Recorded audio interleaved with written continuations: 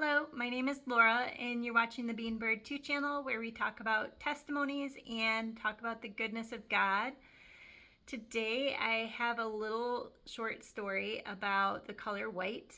My daughter is a big fan of the color white. As long as I can remember, she's liked white. So she has a white comforter, she likes white shirts, she likes white things. And so for her birthday, she wanted a white watch, and she was very particular about what kind she wanted. She wanted a silicone band, and so we bought her the watch that she had requested for her birthday present.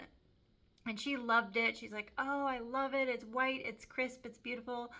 And she had it for, 3 months. And the silicone band started to turn yellow and was even really dirty at the bottom part where her wrist hits like the desk from school. And so the bottom part was really dirty and had lost its whiteness. And so she brings the watch to me and she's like, can you make my watch, white again? Because it was just stained, and she didn't like the way it looked. And somebody had even commented to her like, oh, your watch isn't white anymore. And so that made her more self-conscious about it.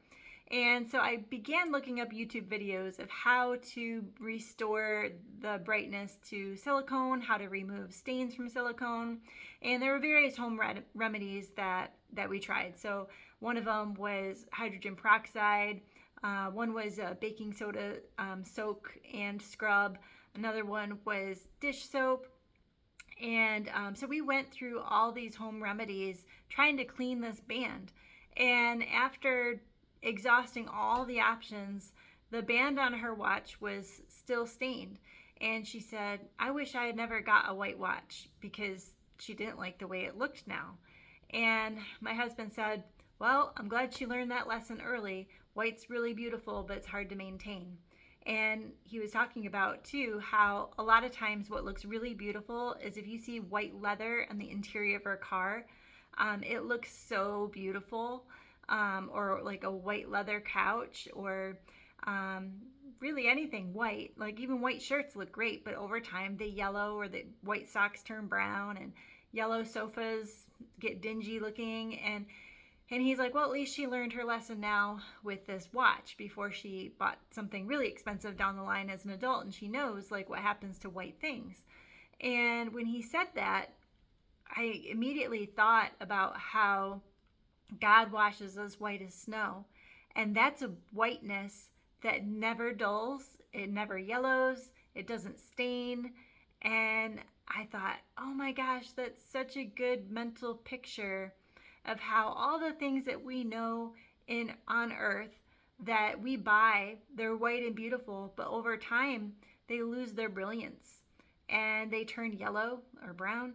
But when we are washed with the blood of the Lamb, that is a brilliance that never dulls and never washes away. And so that prompted me to look up some verses that had the word white in them. And I'd like to share these verses today. I'm just going to read through them because I find them uplifting, and I think that they're encouraging. And as we think about how the Lord washes us white, and that can never be taken from us, because once we're covered with the blood of the Lamb, we're good. So the first one is Matthew chapter 17. It says, his face shone like the sun, and his garments became as white as light. And then Mark chapter 9, his garments became radiant and exceedingly white, as no launderer on earth can whiten them. Daniel 7, and the Ancient of Days took his seat. His vesture was like white snow, and the hair of his head like pure wool. Matthew 28, his appearance was like lightning, and his clothing as white as snow. And in Revelation, we hear reference to the great white throne. And then Isaiah, it says, though your sins are as scarlet, they will be as white as snow. Though they are red like crimson, they will be like wool. And the last verse here is Revelation chapter 3, verse 4 through 5. But you have a few people in Sardis who have not soiled their garments, and they will walk with me in white, for they are worthy. He who overcomes will this be clothed in white garments, and I will not erase his name from the book of life, and I will confess his name before my Father and his angels. Now, there are even more verses than those, but those were the ones that stood out to me.